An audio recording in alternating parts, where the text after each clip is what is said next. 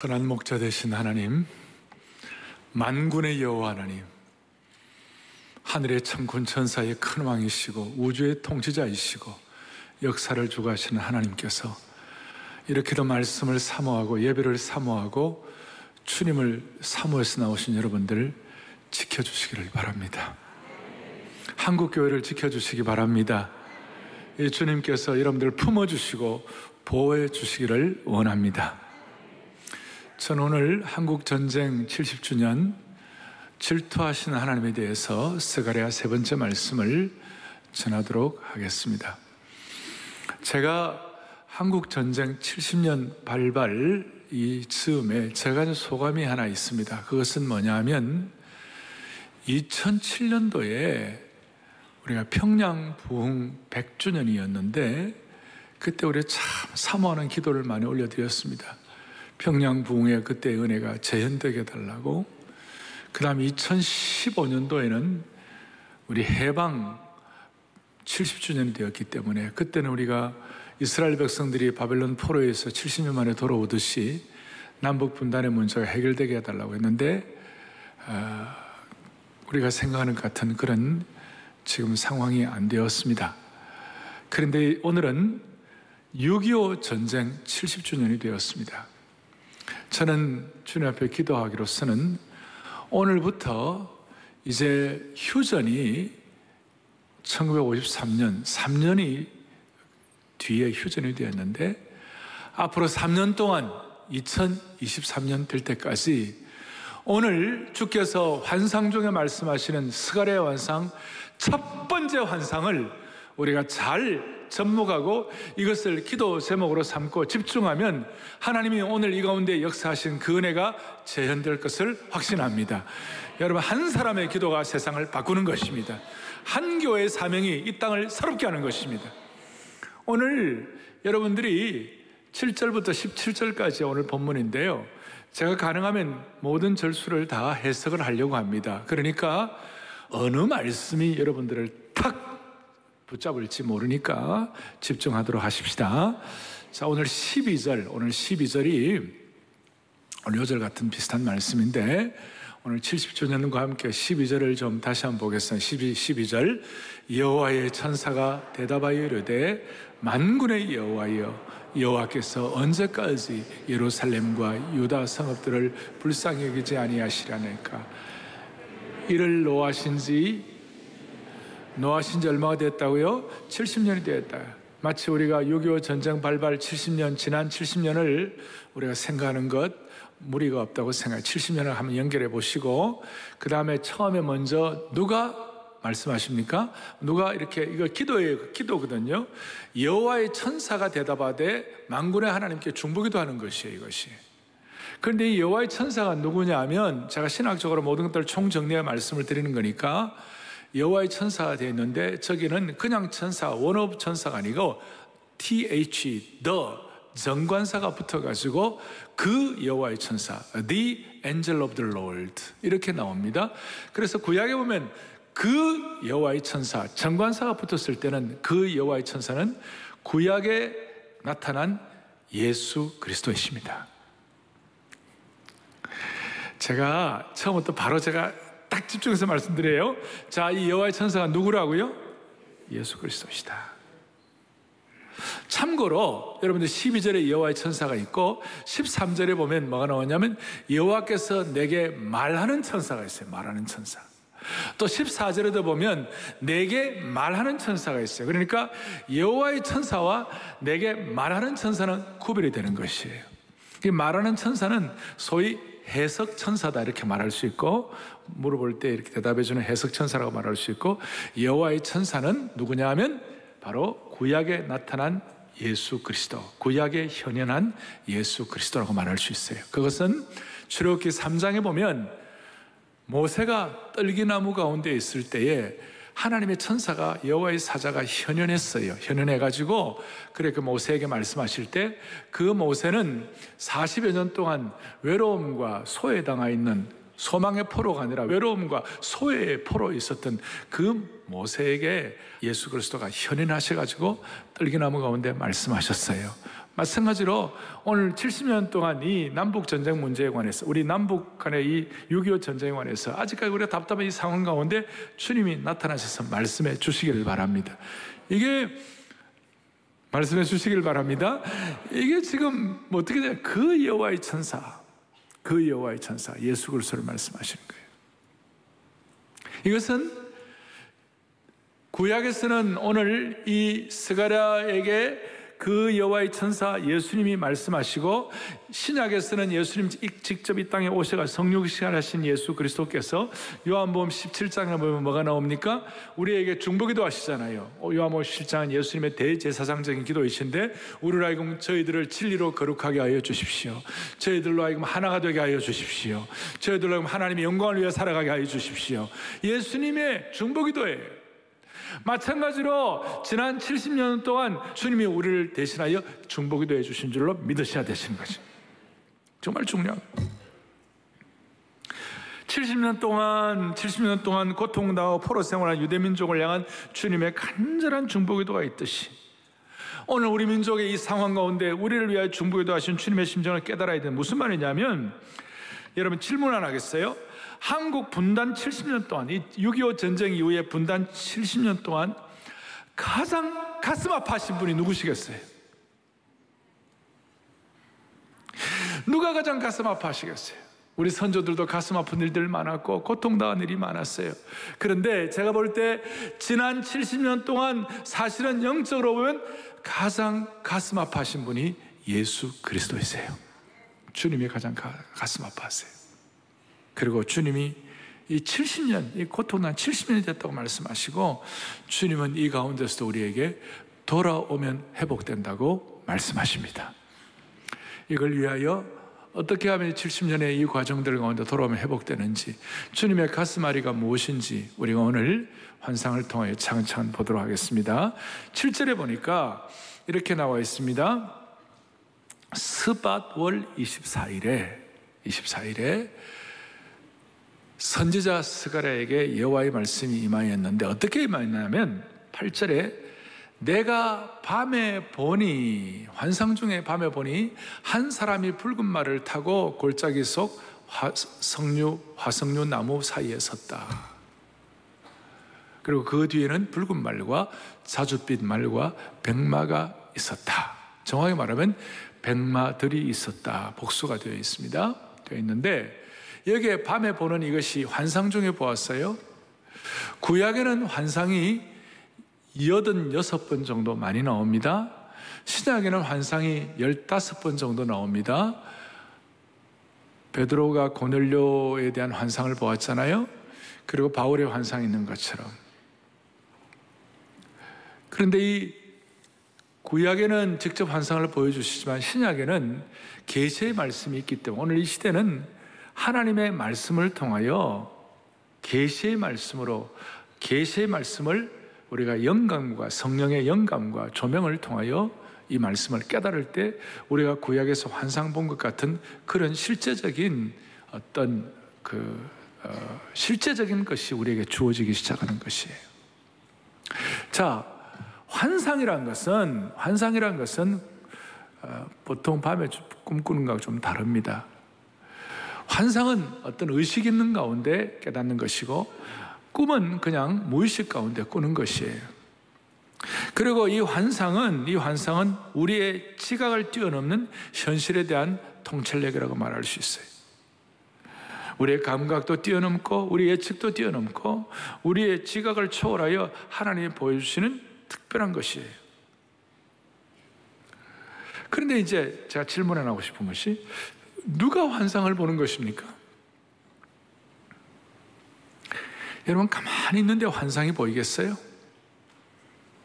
스가랴처럼 정말 사모하고 민족과 시대에 대한 아픔을 가지고 통탄하고 정말 진액을 쏟으면서 기도의 생명줄을 붙잡고 말씀 앞에 납작 엎드리니까 스가랴가 환상을 보는 것이에요. 제가 조금 전에 말씀드렸죠. 오늘 이 시대는 구약처럼 그런 직접적인 환상은 없다 하더라도 말씀을, 성령님을 통한 조명과 그 다음에 영감을 가지고 이 말씀을 깨달을 때 동일하게 우리가 환상을 보는 것 같은 그런 실체를 확인할 수 있다는 것이에요. 할렐루야. 자, 8절에 한 사람이 붉은 말을 탔어요. 그리고 골짜기 속에 화석류 나무 사이에 섰어요. 그래, 붉은 말을 탄 분, 골짜기, 화석류 나무 서 있는 것, 이 네 가지가 우선 집약된, 환상에 대한 집약된 내용이에요. 그러면 한 사람이 붉은 말을 타고 골짜기 속 화석류 나무의 사이에 섰다고 그랬는데 이분이 누구예요? 이분이 누구예요? 11절 그들이 화석류 나무에 선 여호와의 천사에게 말하되. 그러니까 붉은 말을 타고 서신 분은 누구냐? 여호와의 천사이세요. 그리고 아까 여호와의 천사가 누구라고 그러셨죠? The angel of the Lord. 그 전에 개역판에서는 여호와의 사자라고 나와요. 여호와의 사자라면 좀 더 저 이해를 잘했을 텐데 이렇게 여호와의 천사로 이렇게 나왔는데, 하여튼 이 여호와의 천사는 바로 구약에 나타난 예수 그리스도의 현현이다. 그러니까 예수 그리스도께서 붉은 말을 타시고 골짜기 가운데서 화석류 나무에 서 계신다. 요거 전체적인 전체 그림이에요. 첫 번째, 붉은 말을 타고 서 계시는 예수 그리스도. 여기 말이라는 것은, 주로 말이라는 것은 구약 성경에 보면 전쟁을 상징합니다. 바로 10장, 스가랴 바로 뒤에 10장 3절에 보면 그들을 전쟁의 준마와 같게 하리니. 그래서 말은 뭘 상징한다고요? 전쟁. 붉은 것은 주로 심판과 복수를 상징하는 것입니다. 그래서 예수님께서 전쟁 가운데서 심판과 복수를 하신다, 그 뜻이에요. 그 다음 두 번째, 골짜기 가운데 서셨다는, 그 골짜기는 뭘 상징하는가 하면 치욕과 고통과 초라함과 어려움의 상징이에요. 인생의 골짜기, 그런 말을 많이 하는데 그 이스라엘 백성들이 갖는 상황 자체가 골짜기의 상황이에요. 다시 한번 얘기합니다. 골짜기가 수치와 고통과 치욕과 초라함의 상징이에요. 그런 상징, 고난과 이런 상징이에요. 그 다음에 이제 골짜기 가운데서 화석류 나무라고 나오는데, 이 화석류라는 나무 이름이 본래 이 히브리어로 하다사라고 그래요. 뭐라고 한다고요? 하다사. 하다사라는 거 혹시 들어본 적 있어요? 오늘 예배 참석하는 분들 성경 신뢰가 보십시다. 하다사, 에스더의 히브리 이름이 하다사였어요.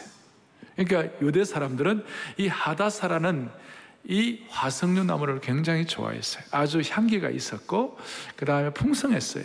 그리고 그 하다사의 잎을 짓이기면 거기에 향기로운, 그래서 여기서 향수를 만들기도 하고 그랬어요. 그러니까 이 하다사 화석류 나무는 지금으로 하면 천리향 같은 거, 그 다음에 석류나무 비슷한 것이에요. 이것은 어떤 풍요로움을 상징하고, 이것은 예수 그리스도 그리고 여호와의 회복과 우주적 통치를 상징한다. 이렇게도 무리가 없어요. 이걸 제가 뒷받침한 여러 가지를 다 말씀드릴 수 있는데 시간 제한상 다 그렇게 할 수 없으니까 제가 집중해서 말씀드리는 거예요. 그러니까 예수 그리스도께서 붉은 말을 타시고 골짜기 가운데 있는 수많은 사람들이 다시 한번 화석류 나무의 풍요로움과 회복을 갖도록 서 계시는 것이, 그 가운데 서 계시는 것이, 그 서 있다는 말이 오늘 8절에도 나오고 10절에도 나오고, 서 있다는 말이 화석류 나무에 선자가 대답하여 이르시되, 그 다음 11절에도 화석류 나무에 선 여호와의 천사. 서 있다는 말이 또 굉장히 중요한 거예요. 서 있다는 표현이. 왜냐하면 하나님의 역사는 하나님께서 서 계신 그 자리에서부터 출발이 되는 것이, 시작이 되는 것이, 여호와께서 서 계신 그 자리에 승리가 시작되고, 서 계신 그곳에서 구원이 시작되고, 서 계신 그곳에서 하나님의 나라가 시작이 되는 것입니다. 하나님이 서 계신다는, 예수 그리스도께서 붉은 말을 타고 서 계신다는 그것을 주목해 보아야만 하는 것입니다. 우리 하박국 3장 6절에 보면 이렇게 나와 있습니다. 같이 보겠습니다. 그가 서신즉 땅이 진동하며 그가 보신즉 여러 나라가 전율한다. 땅이 진동한다는 게 뭡니까? 땅이 진동하는 것은 하나님의 역사가 시작된다는 의미입니다. 하나님이 서 계시기만 하면 그 어떤 제국도 나라도 하나님의 통치 아래 엎어지고 무너질 수밖에 없는 것이는 거예요. 그리고 하나님이 서 계시면 역사 속에 승리가 시작되게 되는 것이에요. 하나님이 서 계시면 4차 산업혁명 시대의 정보 전쟁 상황 가운데서도 극복하도록 만들어 주실 것입니다. 6.25 전쟁은 대포와 총의 전쟁이었습니다. 오늘 21세기의 4차 산업혁명 시대의 전쟁은 정보의 대포와 정보의 총의 전쟁이 되는 것입니다. 비록 골짜기 속처럼 고난과 초라함과 치욕 있는 곳이라 하더라도 회복과 갱신을 의미하는 화석류 나무에 그곳에 하나님이 서 계시면 하나님의 영역 주권과 새로운 역사와 하나님의 나라와 하나님께서 주시는 이김이 어김없이 일어날 줄로 확신합니다. 자, 사랑하는 교우들이요, 제가 이 내용을 지금 압축했습니다. 결국 오늘 예배드리는 이 장소, 사랑의 교회, 안아주시는 본당, 아니 여러분들이 삶을 살아가는 삶의 영역, 또 한국교회가 붉은 말을 타고 오신 여호와께서 서 계시는 그 장소가 되도록 하십시다. 그럴 때 주님께서 승리를 주실 것입니다. 나중에 여기에 대한 것은 어떻게 표현되는가? 요한계시록 19장 11절에 보면 예수 그리스도께서 요한계시록 마지막에는 흰말을 타고 오셔서, 흰말은 승리의 상징이에요. 그래서 로마에 있는 로마의 제국의 모든 사람들을 장군들이 승리하고 계선했을 때 로마의 그 광장에 장군들이 계선할 때 다 백마를 타고, 승리한 장군은 흰말을 타고 오는 거예요. 하늘이 열린 것을 보라, 백마와 그것을 탄 자가 있으니 그 이름은 충신과 진실이라. 오늘 우리에게 이런 승리를 서 계신 주님을 통하여 허락되는 것을 믿고 집중할 수 있도록 은혜 주시기를 바랍니다. 코로나 바이러스가 우리에게 있습니다. 그리고 지금 6.25 전쟁 70주년을 맞이합니다. 사회가 분열이 되어 있습니다. 마음이 분열이 되어, 무슨 내용이든지 일치를 제대로 하는 법이 없고 꼭 거의 반반 마음이 나누어져 있습니다. 저는 기도합니다. 하나님 아버지, 이 모든 상황 가운데, 이 코로나 바이러스 상황 가운데, 또 지난주에 교회들이 이렇게 소그룹 모임에서 확진됐다고 이 상황 가운데 오늘 많은 분들이 마음에 짐을 안고 오늘 이 예배에 오신 분들이 있다면, 주여 이 상황 가운데 붉은 말을 타고 오신 예수 그리스도, 그분이 그 골짜기, 이 상황 자체가 골짜기예요. 이 골짜기 가운데서도 화석류 나무 하닷사의 풍요로움과 회복과 은총을 하나님이 서 계시는 자리가 되게 하셔서 감당할 수 있게 하여 주시옵소서. 오늘 이것을 아멘 했을 때에, 이 아멘 했을 때에 내 마음 가운데, 이 상황 가운데 하나님 붉은 말을 타고 오신 그 예수 그리스도께서 서 계시는 것을 소원할 때에, 아멘 할 때에 바로 4년 뒤에 성전이 지어지고 화석류 나무는 덮어지고, 예루살렘은 어떻게 되느냐? 저 뒤에 17절에 예루살렘과 여호와의 성읍들은 여호와의 예루살렘을 다시 회복되고 풍성하게 되리라. 시온과 예루살렘이라는 말이 반복해서 많이 나오는데, 예루살렘과 시온은 같이 봐도 괜찮아요. 그리고 이것이 조금 더 우리가 영적 해석을 하면, 예루살렘과 시온은, 구약의 시온은 오늘 신약시대에 하나님의 교회를 말하는 것이에요. 이 시온이 어떻게 회복될지,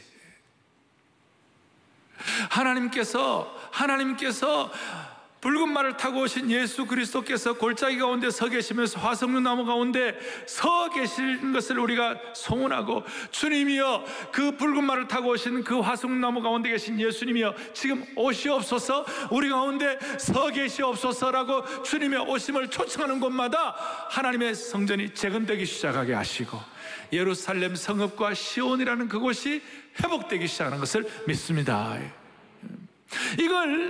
어거스틴은 이걸 깨닫고 난 다음에 그렇습니다. 하나님의 통치가 있는 곳에 시티 오브 갓, 하나님의 성읍, 하나님의 도시가 재건될 줄로 믿습니다. 그 유명한 신곡을 썼고, 아브라함 카이퍼는 이런 내용을 가지고 은혜를 받아 하나님이 내 인생의 모든 영역들에서 붉은 말을 타고 오신 예수 그리스도, 그 예수 그리스도가 통치하시고 서 계시는 은혜가 있게 하여 주십시오. 그랬을 때 아브라함 카이퍼의 그 놀라운 영역 주권이 펼쳐지게 된 것이에요. 이것이 바로 지금 빅데이터와 디지털 정보회사들이 세상의 모든 정보와 모든 상태를 손에 넣고 조정하는 소위 어떻게 보면 골짜기 같은 상황이에요. 세계 정보의 모든 것들을 이제 구름 위에 띄워놨어요. 소위 클라우드라는 말을 하면서 구름 위에 다 띄워놓았어요. 우리가 현대사를 살아가야 되니까 디지털 클라우드를 우리가 쓰고는 있지만 우리의 마음의 소원은 주여 이 디지털 클라우드 가운데서도 붉은 말을 타고 화석류 나무에 서 계신 앞으로 신적 구름을 타고 오실 그 예수 그리스도를 통하여 디지털 클라우드가 디바인 클라우드가 되게 하여 주십시오. 하나님의 신적 개입이 있는 디바인 클라우드가 되게 하여 주옵소서. 그래서 디지털 클라우드가 아니라 디바인 클라우드를 우리가 기대하기 위하여 오늘 마음의 소원을 가지고 마치 환상을 본 스가랴처럼 붉은 말을 타고 오신 전쟁의 승리와 복수를 하게 하시는 그 하나님의 인생의 모든 골짜기와 수치와 오염과 초라함과 모든 가운데 있는 그 하나님의 백성들을 화석류 나무의 풍요로움과 향기를 다시 회복하게 하여 주셔서 그걸 위하여 주님이 이 디지털 클라우드 가운데서 주님이 서 계셔 주시옵소서. 한 걸음 더 나아가지고 10절에 보니까 화석류 나무의 선자가 대답하여 이르되 이는 여호와께서 땅에 두루 다니라고 보내신 자들이니라. 하나님의 정찰병들을 막 보냈어요. 땅에 하나님의 정찰병들, 당시에 페르시아 제국을 통치하기 위하여 키마대 정찰들, 그 강력한 말들을 통하여 모든 걸 장악을 하는 거예요. 지금도 정찰기가 있잖아요. 무인 정찰기 글로벌 호크가 그런 역할을 하는 거 아니에요? 그래서 이 정찰대들이 돌아와서 보고를 하는데 뭐라고 보고하느냐면 11절에 화석류 나무에 선 여호와의 천사에게 말하되 우리가 땅에 두루 다녀 보니 온 땅이 평안하고 조용하다이다.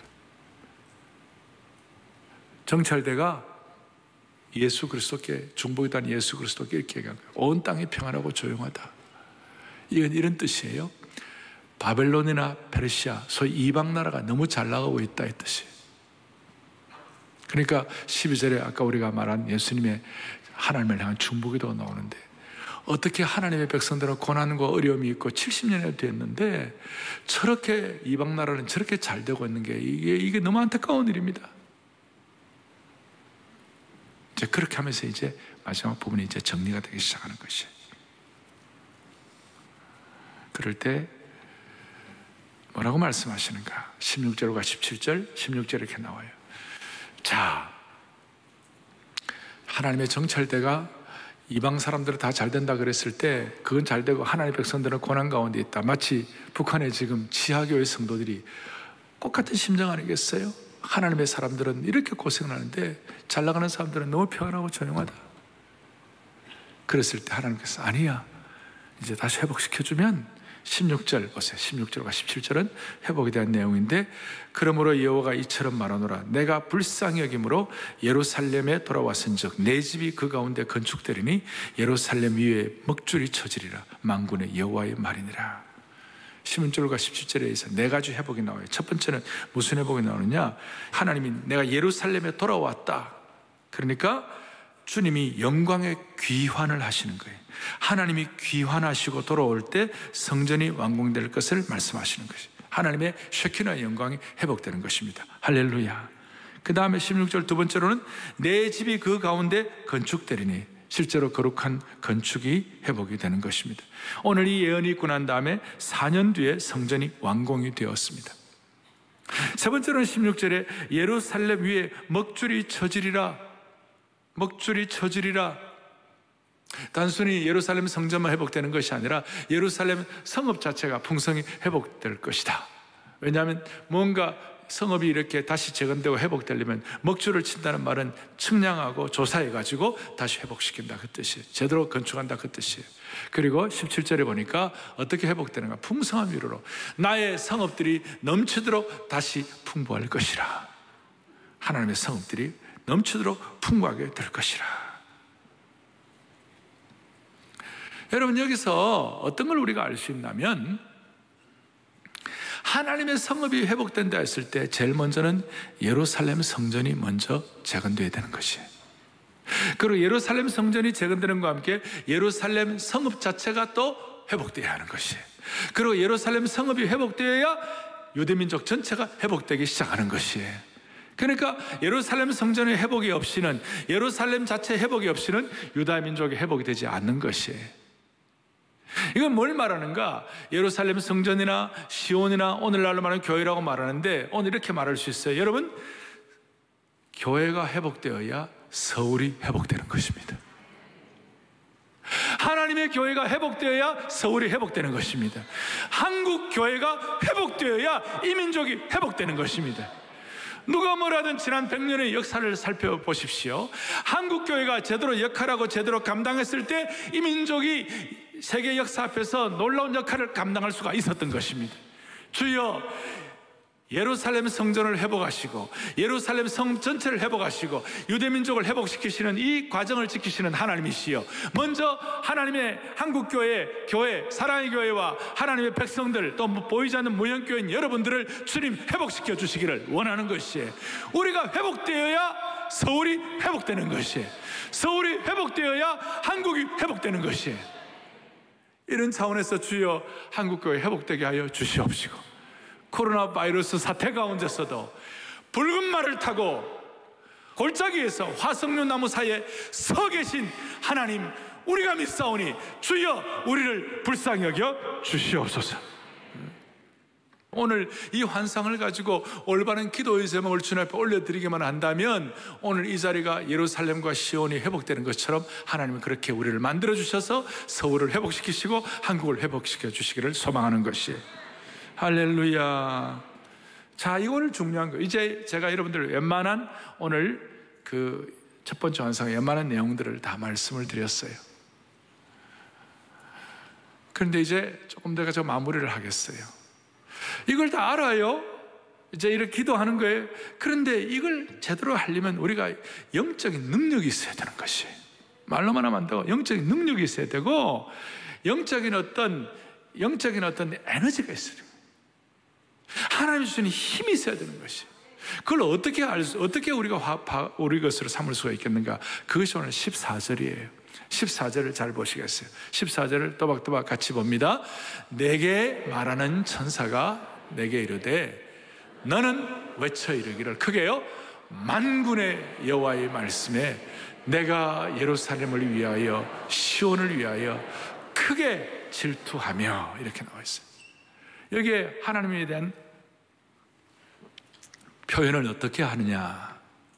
하나님은 예루살렘과 시온을 위하여 크게 뭐 하시는 하나님이다? 질투하시는 하나님이시다. 해석 천사가 말씀하실 때 뭐라고 말씀하시냐? 하나님은, 만군의 여호와는 예루살렘과 시온을 위하여 크게 질투하시는 하나님이시다. 따라서 여러분과 제가 크게 질투하신 하나님을 제대로 깨달으면 오늘 우리가 선 자리가 회복의 자리가 될 수 있도록 영적인 능력을 주시는 것이에요. 여기 질투한다 했을 때에 이 질투란 말이 히브리 원어로 카나라고 그래요. 카나, 질투하시기라는 말인데 이 카나가 뭐라고요? 질투가 뭐라고요? 카나다. 지난번에 우리 슈브 하면 돌아온다는 거 한 것처럼 카나, 질투라는 말을 여러분들이 이제 평생을 기억해야 하는데, 이 카나 그랬을 때 소위 이제 일반적으로 우리가 인간적으로 심리학적으로 생각할 때는 무슨 뭐 시기, 분노, 질투 이런 게 별로 좋아 보이지 않잖아요. 그 우리가 인간적인 입장에서 보면, 인간적인 입장에서 해석을 하면 이 질투란 말이 별로 좋아 보이지 않아요. 그런데 이 질투가 하나님께로 갔을 때, 하나님께로 이 질투라는 용어가 갔을 때는 사실은 질투라기보다는 질투할 정도로 우리를 사랑하시는 하나님이심을 보여주시는 것이에요. 그래서 세번역 같은 데는 질투하신다 하는 내용을, 크게 질투한다는 말을 14절 뒷부분에 나는 예루살렘과 시온을 뭡니까? 몹시 사랑한다, 이렇게 표현하고 있는 것이에요. 따라서 이 질투는 정서적인 언어라기보다는 하나님 편에 카나가 될 때에는, 하나님 앞에 카나가 될 때는 이 질투가 행동 양식이 되는 것이. 그러니까 하나님이 질투한다 했을 때는 하나님은 반드시 하나님이 우리를 몹시 사랑하는 것을 행동으로 보여주시는 것이. 할렐루야. 하나님이 질투라는 말이 들어올 때마다 우리를 몹시 사랑하는 행동을 보여주신다. 그래서 하나님은 예루살렘을 위하여, 시온을 위하여 크게 질투하신다. 따라서 우리가 질투라는 말이 어떤 심리적인 용어, 어떤 정서적인 용어 같지만 사실은 질투는 정서가 아니라 질투는 행동이다. 하나님의 질투 카나는 행동의 의미가 있다. 하나님의 카나는 정서보다는 어디에 의미가 있다고요? 행동의 의미가 있다. 다시 한번, 하나님의 카나는 어떤 우리가 심적으로 느끼는 어떤 그런 정서적인 개념이라기보다도 뭐예요? 하나님의 행동. 여기에 대해서 뭐라고 설명하느냐? 열왕기하 19장 31절에 보니까 뭐라고, 하나님의 행동에 대해서 뭐라고 얘기하느냐면 여호와의 열심히 이 일을 이루리라. 그래서 하나님의 카나, 하나님의 질투는 뭐와 관계가 되어 있는가? 결단과 열성과 열심과 관계가 되어 있습니다. 하나님이 질투하신다 그랬을 때 하나님 우리를 사랑하는 열심과 결단과 행동이 나오는 것이에요.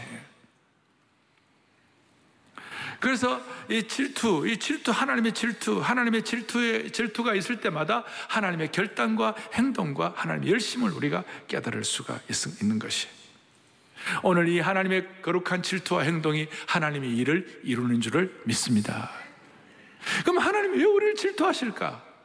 저와 여러분과 하나님과의 관계가 어떠냐? 우리는 예수 그리스도의 피에 근거한 언약적 관계예요. 너무나 아주 독점적인 사랑의 관계예요. 그러니까 여러분들과 제가 하나님 외에 다른 것을 우선순위로 사랑하게 될 때 무슨 일이 벌어지는가? 하나님과의 나의 독점적인 사랑의 관계가 파괴되기 시작하는 거예요. 그걸 하나님은 견디시지 못하는 거예요. 그래 될 때 우리는 정말 어려워지기 때문에 하나님과 우리와의 독점적인 사랑의 관계가 훼손되면 안 되니까 하나님은 거룩한 질투를 통하여 하나님의 열심을 통하여 우리를 고쳐주시기를 원하시는 것이에요. 따라서 R.T. 캔들 같은 분은 하나님의 질투가 우리를 어떻게 하는가 이렇게 설명하고 있어요. 또박또박 봅니다. 하나님의 질투는 우리의 삶에서 가장 좋은 것을 놓치지 않게 하게 스스로를 망하지 않도록 도와주는 안전장치와 같은 것이다. 그러니까 하나님의 거룩한 질투는 우리가 망하지 않도록, 우리가 하나님과의 독점적인 사랑의 관계가 파괴되지 않도록, 오염되지 않도록, 누추해지지 않도록, 부끄러워지지 않도록 하나님의 거룩한 질투를 통하여 우리가 보호되는 것이에요. 따라서 하나님의 거룩한 질투는 우리를 향한 안전장치이다, 그렇게 말할 수 있는 거예요. 14절에 이 내용을 크게 외치라는 거예요. 적당히 말하는 것이 아니라 크게 외치라. 나는 예루살렘과 시온을 향하여 거룩한 질투를 하는 하나님이심을 믿고 외치라. 이렇게 될 때 하나님의 행동 양식이 뭐냐? 모세가 하나님의 질투에 대해서 너무 깊이 깨닫고 신명기 4장 24절에 뭐라고 얘기하는가 보시겠습니다. 같이 보죠. 내 하나님 여호와는 소멸하는 불이시요 질투하신 하나님. 자, 이 질투라는 말은 정서라기보다도 뭐와 관계 있다고요? 행동과 관계. 하나님의 행동은 뭐냐? 질투하시는 하나님일 때 소멸하는 불이 되시는 것이. 하나님이 소멸하는 불이 된다고 그랬을 때 이걸 부정적으로 보시면 안 돼요. 이것은 어떤 뜻이냐면요, 우리를 소멸시켜가지고 우리를 무슨 죄로 만들어가지고 싹 없앤다, 그런 뜻이 아니에요. 우리에게 무슨 벌을 주시기 위하여 막 하시는 그게 아니에요. 하나님은 질투하시는 하나님은 소멸하시는 불이 돼가지고 우리를 깨끗하게 하시고 우리를 정화하게 하시고 우리를 보호하시는 것이에요. 이해가 되십니까? 이걸 여러분들이 잘 마음에 담으면 이것이 여러분들에게 능력이 되고 거룩한 에너지가 될 것입니다. 이 거룩한 에너지를 가지고 하나님 앞에 승리해야 합니다. 따라서 정리하면 이스라엘의 소망은 결국 하나님의 카나에 달려 있습니다. 이스라엘이 소망이 있느냐 없느냐, 저와 여러분들의 소망이 있느냐 없느냐는 결국 하나님의 거룩한 질투에 달려 있는 것이. 그러니까 우리가 돌아가면 회복된다고 했는데 그 회복의 진짜 원동력 중에 하나는, 그 회복의 진짜 원인 중에 하나는 하나님의 거룩한 질투에 있다는 것이. 이게 얼마나 역설적인지 몰라요. 하나님은 못 견뎌하세요. 우리가 하나님 외에 더 사랑하는 것이 있다든지, 우리가 하나님 외에 더 정신 넉넉한 것이 있다든지, 우리 하나님 외에 우리가 빠져있는 것이 있다 그랬을 때 우리 주님은 우리를 질투하시는 거예요. 어떨 때는 소멸하는 불로서 우리를 정화시켜 주시는 것이에요. 그 소멸하는 불로서의 과정이 바로 이스라엘 백성들의 70년 바벨론 고난의 시기였어요. 자, 그렇게 해가지고 15절에 보니까 안일한 여러 나라들 때문에 심히 진노한다 그랬어요. 나는 조금 노하였거늘 그들은 힘을 내고 고난을 더하였습니다. 이게 무슨 말인가 하면, 하나님이 이제 질투하시는 하나님이신데 정찰대를 보내가지고 아까 보니까 페르시아나 바벨론이나 잘 나가는 이런 나라들은 다 안일하고 평안한 거예요. 그런데 이스라엘 백성들은 고난 가운데 있는 거예요. 포로로 고난 가운데 있는 것이에요. 그리고 이 안일한 여러 나라들 때문에 심이죠. 그러니까 하나님이, 그런데 이 안일한 나라들을, 잘 나가는 나라들에서 하나님이 진노한다 그러셨어요. 무슨 뜻인가 하면, 바벨론은 이스라엘을 징계하기 위한 도구가 되었어요. 방망이가 되고 매가 되어서 하나님의 매가 되었어요. 그런데 이 도구가 될 이런 나라들이 오버한 거예요. 그리고 설치기 시작한 거예요. 자기들이 최고라고 생각한 거예요. 하나님은 그거 못 보시는 거죠. 그리고 하나님은 노하시는 거예요. 따라서 하나님의 질투와 붉은 말을 타고 서 계시고 화석류 나무 사이에 골짜기에 서 계시는 그 하나님, 이 하나님에 대한 뉴스, 하나님의 질투는 우리들에게는 굿뉴스고 이방나라 잘 나가는 사람들에게는 배드뉴스예요. 우리가 하나님의 백성들이 고난당할 때에 세상에 바벨론 제국이나 잘 나가는 사람들이 평안하고 배 두드려가면서 잘 나가고, 심지어 하나님의 백성들을 무시하고 더 징계를 하라. 그러니까 하나님이 적당히 징계하라고 그러는데 이거 한 수 떠가지고 완전히 오버하고 완전히 그냥 나대고 있는 그런 경우, 하나님은 그거 가만히 안 두신다는 거예요. 하나님의 교회가 부족하고 하나님의 교회가 정말 모자랄 때가 있어요. 어떨 때는 우리가 이렇게 공격을 당해도 싸다 그럴 때도 있을 수 있지만, 한결같이 하나님의 교회를 무시하고 하나님의 나라를 우습게 알고 하나님의 사람들을 오염시키고 모독하고 수치를 주고 그럴 때 하나님은 그거 가만히 안 두실 거예요. 결코 하나님은 가만히 두지 않으실 거예요. 오늘 15절의 내용이 바로 그거예요. 이것이 첫 번째 환상의 핵심입니다. 붉은 말을 타고 오신 예수 그리스도, 골짜기 속에서 화석류 나무 사이에 서 계신 예수 그리스도, 질투하시는 하나님. 오늘 이걸 깨닫고 우리가 그 하나님을 우리가 찬양하고 그 하나님이 내 삶의 영역의 주인 되시도록 사모하십시다. 그리고 17절에 보면 한 번 더 이것을 강조합니다. 뭐라고 하느냐? 크게 우리 보겠습니다. 그가 다시 외쳐 이르기를, 만군의 여호와의 말씀에 나의 성읍들이 넘치도록 다시 풍부할 것이라. 여호와가 다시 시온을 위로하며 다시 예루살렘을 택하리라 하려 하느라. 아멘. 짧은 한 절에 다시라는 말이 4번이나 4번. 나는 안 된다 그러지 말고 다시 시작하는 능력을 주시기를 바랍니다.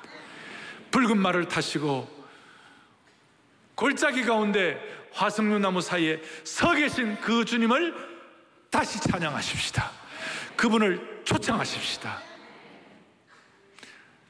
예루살렘과 시온을 온전히 회복시키는 그 하나님 앞에, 질투하신 하나님 앞에 우리의 마음을 열고 주님을 모셔드릴 때 주님은 우리를 통하여 일하시리라고 믿습니다.